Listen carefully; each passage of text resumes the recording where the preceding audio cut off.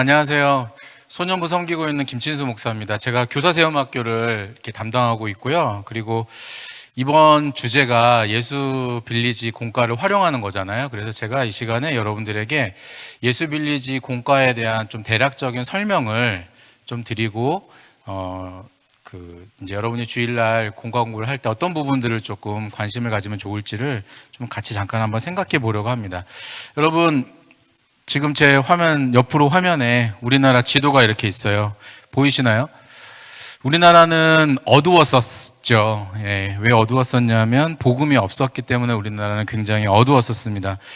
여러분, 이 어두웠던 우리나라에 복음을 들고 왔었던 많은 선교사님들이 계셨고, 그분들로 인해서 지금 우리나라가 이렇게 복음의 빛이 있는 그런 나라로 바뀌게 되었습니다. 우리나라에 와서 최초로 순교한 선교사님, 여러분 아마 들어보셨을 겁니다. 로버트 제르메인 토머스라고 하는 선교사님이세요. 이 토머스라는 선교사님이 우리나라에 와서 최초로 순교한 분이신데, 이 선교사님이 런던 선교회 파송으로 결혼하자마자 제르메인이라고 하는 여자 선교사님과 함께 이제 우리나라에 이제 오게 되는 과정을 겪는데, 처음에는 우리나라로 곧바로 온 것은 아니었고요. 런던 선교회 파송으로 이제 아내와 함께 중국 상해 선교사로 먼저 파송을 받았습니다. 그런데 이제 토마스 선교사가 이제 그때 와이프가 선교사님이 이제 임신 중이었는데 다른 선교사님과 함께 출장을 잠깐 다녀왔는데요. 그런데 그를 맞이한 게 뭐였냐면, 갔다 왔더니 사모님이 유산을 하면서 이제 과다출혈로 먼저 이제 세상을 떠났습니다. 그래서 그를 맞이한 것은 캐롤라인 선교사님의 시신이었어요. 토마스 선교사의 마음이 굉장히 힘들었겠죠. 이 일은 토마스 선교사가 중국에 온 지 4개월 만에 일어난 일이었거든요. 굉장히 마음이 힘들었습니다. 아내를 잃은 슬픔에다가, 그리고 현지에 있는 런던 선교회 현지인 사역자들하고 약간의 갈등이 좀 있었던 모양이에요. 뜻이 맞지 않았고요. 그래서 결국에 이 선교사님이, 토마스 선교사님이 선교사직을 사임하고 중국에서 통역 일을 이제 하게 됩니다. 그러던 중에 당시 조선의 통치자였던 그 흥선대원군 있잖아요. 이 대원군이 이제 천주 교도들을 핍박을 했어요. 핍박을 하면서 그 박해를 피해서 중국으로 피신해 온 2명의 천주 교인들이 있었는데, 우연히 이 선교사님이 그 천주교 신자 2명을 이제 만나게 됩니다. 그리고 그들에 의해서 이제 조선의 상황을 듣게 됐고요. 조선에 기독교인이 없다는 사실을 알게 된 토마스 선교사님이, 내가 조선에 복음을 전해야 되겠다, 이런 생각을 이 선교사님이 하게 됩니다. 1863년에 중국 상해에 왔었던 이 선교사님이 이제 토시탐탐 기회를 노리다가요, 2년 뒤에 1865년에 우리나라에 한번 방문을 했어요. 아마도 이 백령도로 학자들이 좀 추정하기도 하는데요. 그곳에 도착해서 한 2달 반 정도를 한국에서 머물렀습니다. 한국어를 배웠고, 그리고 그때 약 200권 정도가 되는 한문 성경을 이제 이 조선 사람들에게 나눠주면서 복음을 전했어요. 그리고 다시 중국으로 돌아갔습니다. 그리고 1866년 이제 선교사님이 본격적으로 복음을 전해야 되겠다고 생각했는데, 그때 조선에 들어가는 미국 상선 배 이름이 제너럴 셔먼이라고 하는 미국의 상선이었습니다. 이 조선으로 간다는 소식을 듣게 되었고, 이 토마스 선교사님이 통역관 겸 또 안내자로 해서요, 이 제너럴 셔먼호와 함께 하게 되었습니다. 이때 선교사님이 준비한 복음 도구가 있었어요. 그게 뭐냐면 한문 성경이었습니다. 어떤 사람은 1000권을 가져갔다 이렇게 말을 하는데, 정확한 권수는 모르겠지만 상당히 많은 한문 성경을 준비했던 건 맞는 것 같아요. 이 선교사님이 성경책을 가지고 이제 배를 타고 이제 조선을 향해서 왔습니다. 배가 평양성 가까이 도착을 했을 때 평양 가명에서 이제 배에 올라왔어요. 온 이유가 뭐냐, 목적이 뭐냐, 이걸 물었습니다. 이 배에 오른 관리는 이제 미국 상선이니까 무역을 하려고 온 거잖아요. 그냥 당시에 조선의 정책이 쇄국 정책이었으니까, 조선은 다른 나라 사람과 교육하지 않는다, 돌아가라, 이렇게 이야기를 했습니다. 그런데 이 과정에서 관군이었던 이현익이라는 초대 교회사, 이 사람의 이름이 나와요. 이현익이라는 관군이 이제 이 포로로 잡히는 일이 벌어졌습니다. 그러면서 그 지역에 있었던 이제 우리 조선의 조선 사람들이 이런 일들을 보면서 이제 두 사이에 이제 이렇게 대치를 하는 그런 상황이 생겼습니다. 그러다가 조선 측에서 이제 활과 포를 쏘면서 제너럴 셔먼호를 압박을 했어요. 근데 제너럴 셔먼호도 상선이긴 했지만 이제 소총이나 대포 같은 걸로 이제 이렇게 대응 사격을 했습니다. 그러던 중에 물이 빠지면서 이 제너럴 셔먼호가 이제 강바닥에 좌초가 되고 맙니다. 그러자 그때 평양 감사였던 박규수라는 평양 감사가 이때를 노려서 여러 척의 배를 연결을 하고요. 거기에 나무를 쌓아 올려서 불을 붙입니다. 그리고 그 배를 제너럴 셔먼호 쪽으로 보내는 거죠. 그리고 그 제너럴 셔먼호에 이 불이 붙었던 배의 불이 이제 제너럴 셔먼호로 옮겨지게 됐고요. 결국 이제 불이 붙죠. 뭐 배가 움직이지를 못하잖아요. 그러니까 어떻게 되냐면 이제 그 배에 타고 있었던 선원들이 다 대동강으로 뛰어들고 한 명씩 무트로 올라오는 겁니다. 그런데 그때 이제 조선의 관군들이 기다리고 있다가 한 명씩 올라올 때마다 이제 그 사람들 죽이는 이제 그런 일들이 이제 벌어집니다. 토마스 선교사님이 자기가 가져온 성경책을 뭐 땅에다가 이제 무태다가 막 던졌다고 하고요. 그리고 마지막으로 성경책 한 권을 품에 안고 대동강변으로 뛰어들었고 무트로 올라옵니다. 그 토마스 선교사님을 붙잡았던 관군의 이름이 뭐냐면 박춘권이라는 관군이에요. 이 박춘권이라는 사람이 이제 이 토마스 선교사님을 죽이려고 하는데 토마스 선교사님이 가지고 있었던 성경책을 이 사람에게 주려고 했어요. 그런데 이 사람이 이제 뭐 받으려고 하지 않았겠죠. 그럼 어쨌든 그날 이제 박춘권에 의해서 토마스 선교사님이 순교를 당했습니다. 네, 박춘권이 나중에 이렇게 이야기를 했어요. 교회사에 남은 그 사람의 말인데요. 뭐라고 말했냐면, 내가 그를 죽이려고 했을 때 그는 두 손을 마주잡고 무슨 말을 한 후에 웃으면서 책 한 권을 내밀며 받으라고 권했다. 결국 그를 죽이기는 했지만 그 책을 받지 않을 수 없어서 가져왔다. 이렇게 토마스 선교사님이 이렇게 이야기를 했어요. 아마도 박춘권의 말대로 하면 두 손을 마주잡고 무슨 말을 했다. 아마 기도를 했던 모양이에요. 기도한 후에 그리고 웃으면서 책 한 권을 이렇게 주었다. 이렇게 되어 있는 것이죠. 이 박춘권이라는 분이 이 책을 가져왔습니다. 차마 버릴 수가 없었던 거예요. 그런데 참 흥미로운 것은 뭐냐면 이 박춘권이라는 분이 토마스 선교사님이 전해준 그 성경책을 가지고 왔고요. 그리고 한문으로 기록되어져 있는 이 성경책을 읽는 도중에 주님을 만나게 됩니다. 그리고 나중에 이 박춘권이라는 분이 안주교회의 장로가 되는 일이 벌어집니다. 또 흥미로운 것은 토마스 선교사가 가져와서 무태다가 던졌던 그 성경책에서 버려진 성경책들, 그 중에는 당시에 영문주사였던 박영식이라는 분에게 전달이 되었는데 이분이 그것을 벽지로 사용했어요. 당시에 우리나라의 그런 종이나 이런 것들이 귀해서 그랬는지 모르겠는데요. 벽지로 붙였어요, 성경책을. 그런데 여러분 이렇게 벽지에 붙여놓고 보니까요, 낮잠을 자거나 밝을 때 벽에 붙어있는 종이를 보다 보니까 성경이 눈에 들어오는 거죠. 그를 읽었어요. 그러다가 그가 예수님을 믿게 되는 놀라운 일이 또 벌어지고요.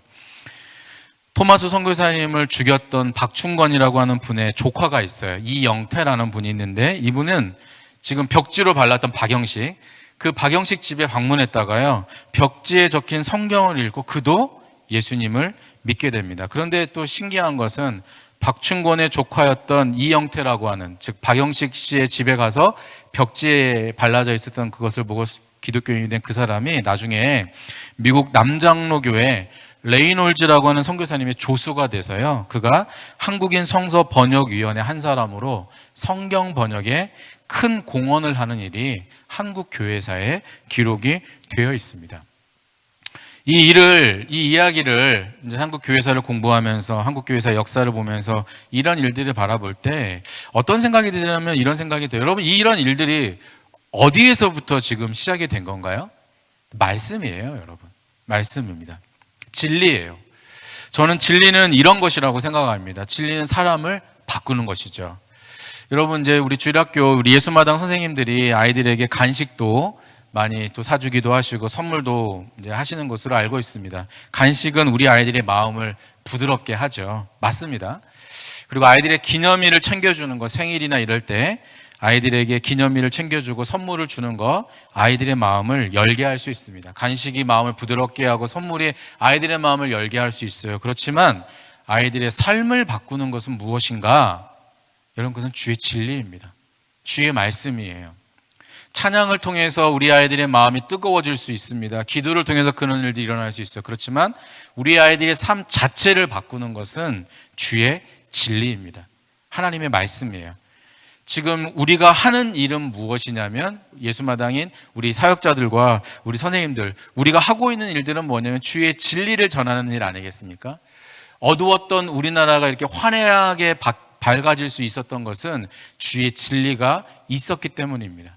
주의 진리가 주의 진리로 선포되었을 때 우리나라가 밝게 빛날 수 있었습니다. 지금 칠흑과 같은 어두움이 한국 사회에 있는지 모르겠습니다. 그렇지만 만약 그렇다면 우리가 해야 될 일은 뭐냐면 주의 진리를 선명하게 우리 아이들에게 전해주는 일이라고 저는 생각합니다. 2학기 주제가 예수빌리지 공과 활용법인데, 여러분 이 실질적인 방법들을 이제 각 강사님들이 하는 내용들을 통해서 배우게 될 텐데, 저는 여러분들에게 다시 한 번 더 도전하고 싶은 건 뭐냐면, 우리가 하고 있는 일이 얼마나 중요한지, 주의 진리, 우리 아이들의 삶을 송두리째 바꾸는 그 주의 진리를 우리가 선포한다는 것. 나는 연약하고 나는 지혜가 부족하고 나는 능력이 없지만 우리 주님의 진리는, 주님의 살아있는 말씀은 우리 아이들의 삶을 바꿀 수 있습니다. 그러한 믿음의 확신을 가지고 우리가 이 사역을 감당하면 좋겠다, 이런 생각을 갖습니다. 여러분 지금 혹시 누군가와 같이 강의를 듣는다면 그 사람을 향해서 이렇게 한번 말해주세요. 만약에 여러분 혼자 강의를 들으시면 가슴에 손을 얹고 이렇게 한번 이야기해 주세요. 주의 진리를 전하니까요, 이렇게 한번 말해주세요. 나는 소중해. 한번 해볼까요? 시작. 나는 소중해. 역시 나야. 이렇게 한번 해주세요.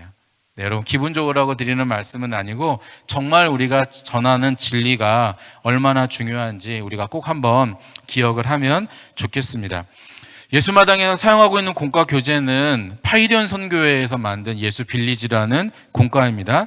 이 공과의 몇 가지 특징을 지금부터 한번 살펴보려고 합니다. 크게는 3가지 정도를 살펴보려고 해요. 자, 그러면 첫 번째부터 한번 살펴보겠습니다. 우리가 사용하고 있는 이 교재의 특징은 무엇인가? 첫 번째 특징은 성경 연대기 순서로 되어 있다. 이렇게 이 특징을 말할 수 있을 것 같아요. 여러분 간혹 교회들 중에는 하나의 커리큘럼을 사용하지 않는 교회들이 종종 있어요. 그러니까 유년부는 파이디온, 초등부는 예수전도단, 어린이전도협회, 또 다른 데는 히즈쇼, 이렇게 부서들마다 다양하게 사역자의 선택에 의해서 공과를 이제 하는 교회들이 있는데, 이것보다는 여러분 하나의 커리큘럼, 우리 교회처럼 하는 게 좋습니다. 왜냐하면 여러분 커리큘럼이라고 하는 것은 뭐냐면 학습할 내용을 일정한 순서에 따라서 배열한 거예요. 그러면 하나의 커리큘럼을 선택하는 것의 좋은 장점은 뭐냐면 이 커리큘럼을 배우면 우리 아이들이 주일학교를 지내는 동안 뭘 배우는구나, 이걸 알 수가 있는 거예요. 자, 그러면 다시 표현을 해보면 파이디온에서 만든 예수빌리지라고 하는 커리큘럼을 공부를 하면 예수마당에 있는 아이들이 뭘 배우는 건가, 이걸 우리가 알 수 있겠는 거죠. 만약에 여기서 어떤 부서에서 빠져버리면 그때에 배워야 될 내용이 빠져버리기 때문에 하나의 커리큘럼을 선택해서 하는 것이 그런 부분에서 분명히 좋은 장점을 가지고 있어요.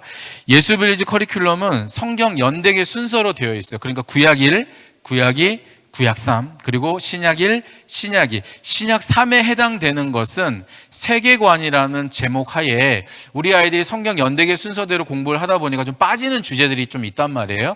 그것을 보완하기 위해서 신약 3 6번째 학기에는 세계관으로 주제를 이렇게 만들어서 그 커리큘럼이 구성되어 있어요. 그러면 이대로만 된다면 취약부 1학년부터 6학년 동안, 이 6개 학년 동안 신구약 성경 전체를 배울 수 있고 한 번이 아니라 2번 정도를 배울 수가 있게 된다, 이런 뜻으로 생각을 할 수가 있는데요. 성경 연대기 순서로 되어 있으면서 그러면 성경이 어느 정도로 되어 있냐면 이 커리큘럼이 3년 순환제로 되어 있어요. 3년 순환제. 그래서 구약 1, 구약 2, 구약 3, 이것이 이 세 학기죠. 3년이라고 하는 것은 총 6학기잖아요. 그래서 구약 1, 구약 2, 구약 3, 신약 1, 신약 2, 신약 3, 이 세계관이라고 되어 있는, 즉 3년으로 순환이 되다 보니까 1학년부터 6학년까지 예수마당 이 취약부 시기를 지난다 그러면 신구약 성경을 전체를 몇 번 배울 수가 있는 거죠? 2번을 배울 수 있는 거예요. 청소년 부서까지, 중등부, 고등부도 저희가 같은 커리큘럼을 사용하고 있으니까요. 그럼 청소년 부서까지 가면 4번을 배울 수가 있는 거고, 미취학에서부터 한다 그러면 최소한 5번, 6번 정도는 지금 우리가 신구약 성경 전체를 배울 수가 있게 되겠죠. 그럼 이 가운데 예수님에 대한 가르침, 하나님은 어떤 분이신지, 성경은 어떤 것인지, 또 연대계 순서대로 성경이 어떠한 역사적인 흐름을 가지고 있는지를 우리 예수마당에 있는 우리 아이들이 쭉 성경을 배울 수가 있는 거죠. 그런데 제가 가만히 생각해 보니까, 제가 이제 몇 년 동안 사역을 해보니까 이 커리큘럼이 교사들에게 더 유익하다는 생각을 제가 많이 가져요. 무슨 말이냐면, 선생님들도 신구약 성경을 전체를 연대계 순으로 공부해보거나 가르쳐 본 적이 그렇게 많지는 않은 것 같아요. 그래서 선생님들에게도 큰 유익이 있다는 생각이 듭니다. 이것을 배우면서 이렇게 커리큘럼이 이런 장점을 가지고 있구나, 이것들을 여러분들께서 꼭 한번 이해를 하시면 좋겠고요. 이것이 아마 잘 안 보이실 거예요. 좀 화면이 좀 글씨가 작아가지고요. 이게 지금 파이리온 예수빌리지에서 구약 1, 구약 2, 구약 3, 신약 1, 신약 2, 신약 3, 이게 전체 커리큘럼으로 이렇게 되어 있습니다. 한눈에 여러분이 어떤 내용들을 이제 배울 수 있구나라는 것들을 여러분이 한 번에 이제 보실 수가 있다, 이렇게 생각을 여러분 이제 할 수 있습니다. 그리고 또한 이제 교재를 구성을 간단하게 한번 살펴보면요, 이 교사형 교재가 있고 어린이용 교재가 있고 말씀마당 그림책. 저 말씀마당 그림책은 학년 전 미취학 부서에서는 저걸 가지고 활용을 할 수도 있겠고요. 그리고 이게 절기 자료가 따로 있어요. 저희가 24과씩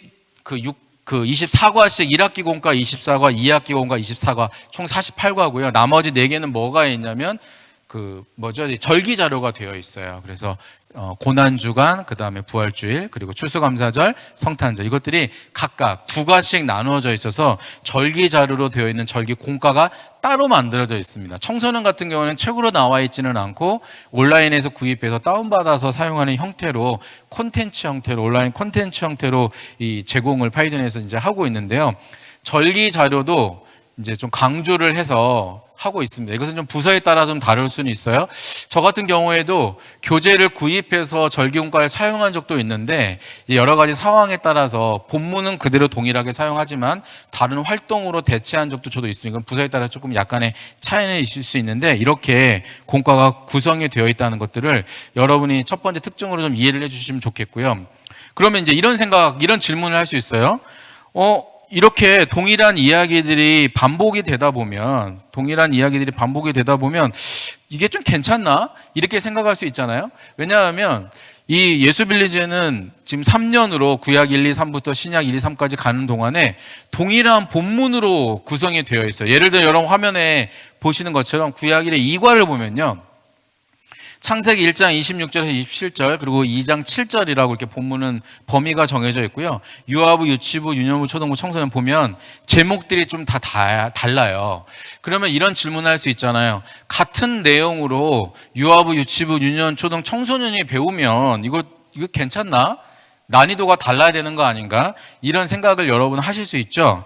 동일한 본문을 사용한 거는 맞아요. 동일한 본문을 사용했는데, 그런데 동일한 본문이라고 해서 내용이 다 똑같냐? 그렇지는 않습니다. 그렇지는 않아요.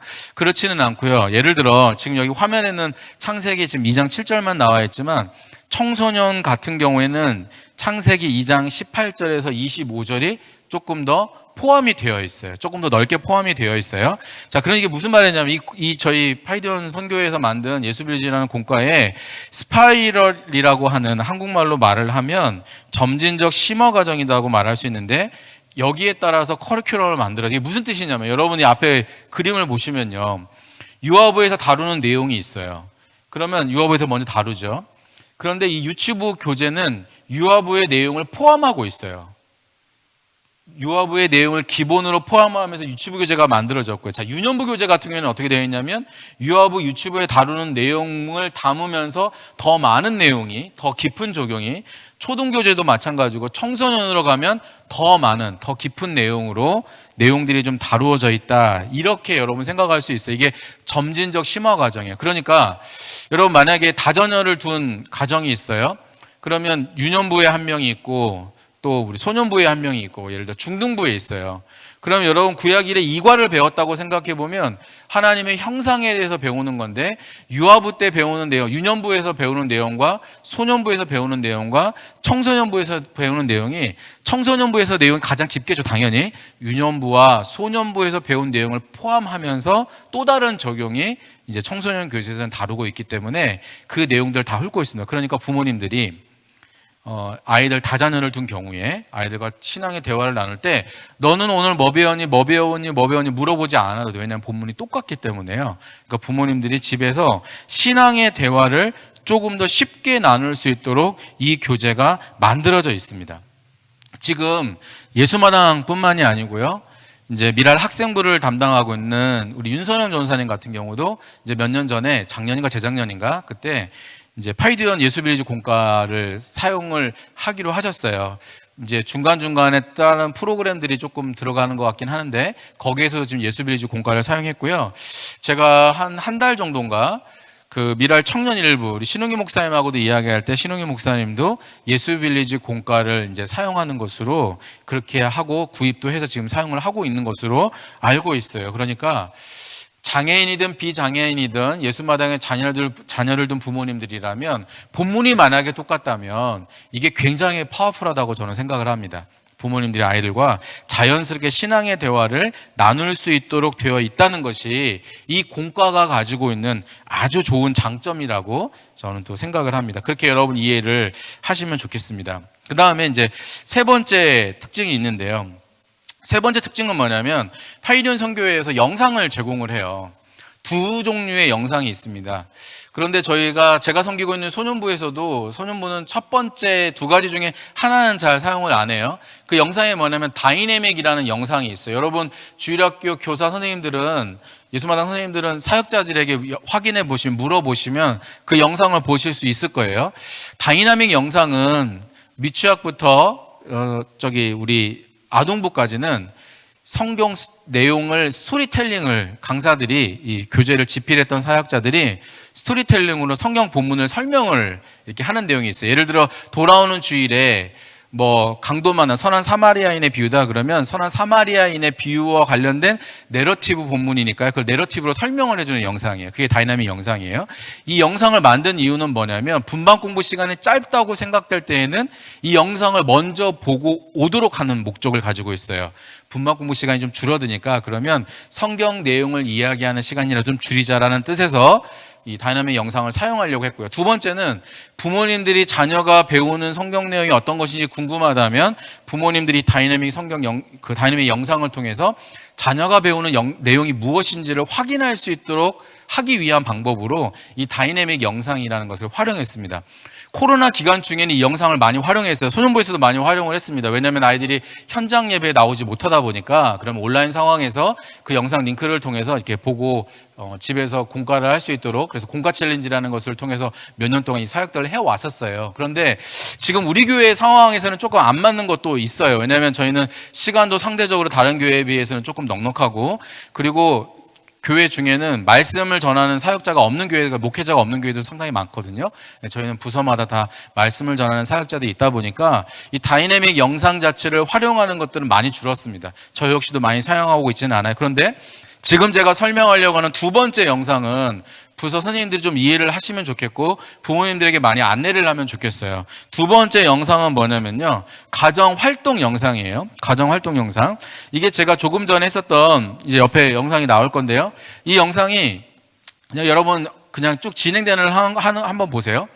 구약 일의 이과가 하나님의 형상과 관련된 이 가르침인데 이 영상에서 그것을 가지고 이렇게 쭉 설명을 하는 게 나와 있어요. 그러면 이 가정활동 영상이라는 것은 어떻게 활용을 하는 거냐면, 부모님들이 주중에 지난 주일에 17과를 2과니까요. 2과를 배웠어요. 그럼 2과를 배웠으면, 주일날 2과를 배웠으면 그 주중에 하루 날짜를 선택을 해서 부모님이 자녀와 함께 집에서 이 영상을 보는 거예요. 자, 여기서 보세요. 여기를 보면 질문이 나와 있어요. 그죠? 우리가 특별히 하나님을 닮은 모습은 무엇일까요? 이 질문이 나와 있으면 화면을 이 안내가 있어요. 그럼 화면을 잠깐 멈추세요. 그럼 화면을 잠깐 멈추고, 그리고 거기에서 나오는 질문 여기 나와 있죠. 잠시 영상을 멈추고 아이들의 대답을 들어주세요. 키와 몸무게는 한 달 전부터 얼마나 자라는지, 이런 질문이 나오면 잠깐 멈추고 대화를 나누고 그 다음에 또 다시 이야기가 끝나고 나면 다시 진행하고, 이런 형태로 진행이 되도록 이 영상이 만들어졌어요. 이게 가정활동 영상이에요. 이 영상은 지난 주일에 배웠던 내용을 주중에 부모님이 자녀와 함께 복습할 수 있도록 그런 목적으로 만들어진 영상이에요. 그럼 여러분, 이 영상을 왜 만들었을까요? 부모님들이 신앙에 대해서, 이게 가정과 교회가 협업하는 거겠죠. 교회에서 진리를 가르쳤는데 이 진리가 적용되어지는 것은 교회 짧은 시간이니까요. 가정에서 많이 적용이 되지 않겠습니까? 그러니까 부모님들에게 같이 협업하자는 뜻에서 진리의 적용을 부모님들 신경을 좀 써주세요라는 뜻에서 가정활동 영상을 보면서 이제 부모님과 아이가 대화를 나누도록 이렇게 한 거예요. 제가 10월 달에 소년부에서 부모님들 몇 가정과 같이 가족 캠프를 했었습니다. 1박 2일로 진행을 했는데 1박 2일 그 첫째 날 금요일 날 자고 토요일 날 오전에 뭘 했냐면 이 영상을 봤어요.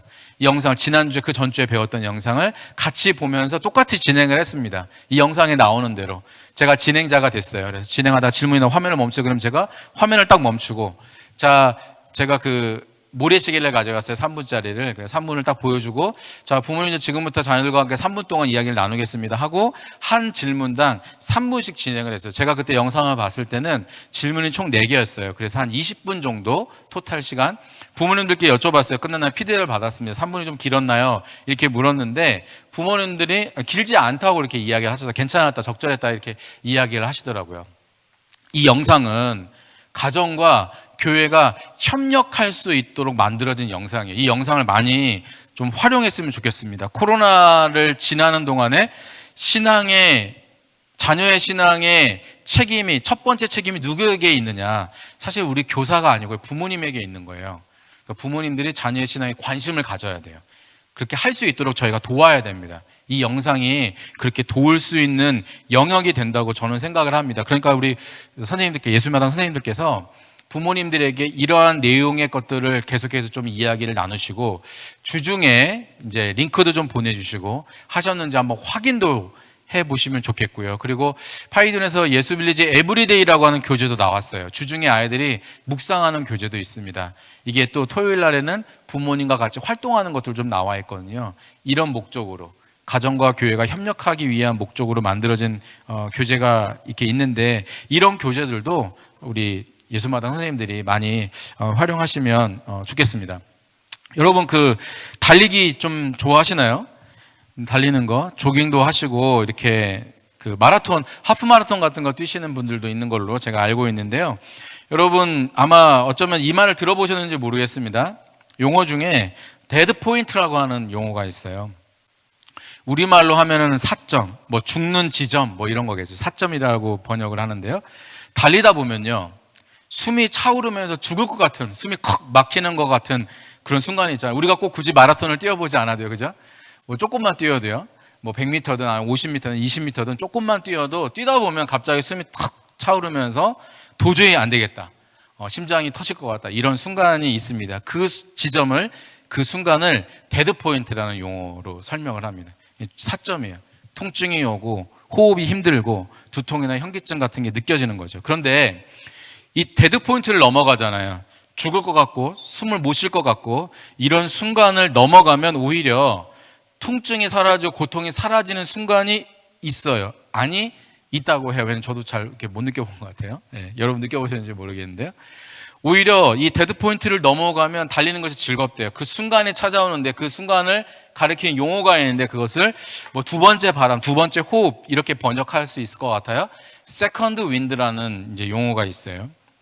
달리는 것이 즐거워지고 달리는 것이 행복해지는 그 순간이 이제 이 세컨드 윈드로 넘어간다는 거예요. 그러면 여러분, 이제 이 데드 포인트에서 세컨드 윈드로 넘어가는데 걸리는 시간이 얼마인가? 왜냐하면 이 순간만 이겨내면, 그 지점만 이겨내면, 죽을 것 같아서 달리는 걸 포기하고 싶은 그 순간이 있는데, 그 순간을 이겨내면 달리는 게 즐거운 시간으로 넘어가는 거잖아요. 그러면 그 걸리는 시간이 어느 정도만 알면 참고 달리면 되는 거잖아요. 사람마다 다르겠죠. 사람마다 다르는데, 사람들이 말할 때 이 데드 포인트에서 세컨드 윈드로 넘어가는데 걸리는 시간이 약 30초에서 2분 정도밖에 안 된대요. 그러면 무슨 뜻인가요? 나는 안 돼. 나는 포기할 거야. 더 이상은 못 뛰어. 이런 순간이 찾아올 때 그것을 참고 한 30초에서 2분만 버티면 또 달릴 수 있다는 거예요. 마라톤 42.19km를 달리는 동안에도 이런 지점들이 여러 차례 찾아온다는 거예요. 그런데 이 데드 포인트를 조금만 참고 넘어가 보면 또 다시 힘이 나고 즐겁고, 그래서 또 어려움이 찾아와 또 그것을 이겨내면 또 달리기가 즐거워진다는 거죠. 여러분, 우리가 살다 보면 수없이 많은 데드 포인트를 만나요. 심지어 다이어트만 하더라도 여러분, 우리 데드 포인트 만나잖아요. 내가 뭐하러 이렇게까지 살을 빼려고 하나, 막 이런 생각 막 들잖아요. 그런 순간들이 있습니다. 주일학교 교사를 할 때도 저는 마찬가지라고 생각합니다. 그만두고 싶고 나는 안 된다, 나는 뭐 내가 이런 대접 받으려고 하나, 이런 생각도 할 수 있습니다. 그런데 여러분, 가만히 생각해 보면 의미 있는 일 치고 힘들지 않은 일 있나요? 그런 일은 없습니다. 너무 그만두고 싶어요, 포기하고 싶어요. 왜요? 의미가 있으니까 그런 거예요. 여러분, 우리가 아이들에게 어두웠던 이 대한민국에 밝은 진리의 빛이 비추었기 때문에 이 시간 저와 여러분이 지금 예수마당 교사로 섬기고 있는 거 아니겠습니까? 누군가가 복음을 전해줬기 때문에, 누군가가 진리를 우리에게 전했기 때문에 우리가 이 자리에 있는 거예요. 주의 진리를 예수마당 우리 아이들에게, 내가 맡고 있는 아이들에게 전할 때 힘들고 어려운 일 생길 수 있습니다. 사단이 우리를 공격해와요. 왜요? 사단은 우리보다 이걸 너무 더 잘 아니까요. 진리가 전해지는 게 사단이 제일 싫어하는 일 아니겠어요? 그러니까 자꾸만 우리의 마음에 낙심, 좌절, 절망, 비교, 이런 마음들을 심어주려고 그렇게 부단히도 노력하는 거겠죠. 여러분, 그 순간이 찾아올 때 여러분 조금만 버티셔야 돼요. 하나님께 기도함으로, 예수마당 교사 이제 조금 내가 아침마다 너무 일찍 일어나야 되고 이거 너무 힘들다, 좀 다른 부서로 옮길까? 여러분, 그런 생각 하지 마시고 주의 진리를 전한다는 이 분명한 이 하나님의 부르심 앞에 저와 여러분이 감사함으로 순종하며 나아갔으면 좋겠습니다. 주께서 우리를 이 자리에 예수마당 교사로 있게 하신 분명한 이유가 있을 거예요. 그 이유가 다하지 않았다면 이 자리에서 하나님 우리를 부르신, 보내신 그 자리에서 주의 진리의 빛을 전하기 위하여 노력하는 저와 여러분 되시기를 간절한 마음으로 축원합니다. 감사합니다. 수고하셨습니다.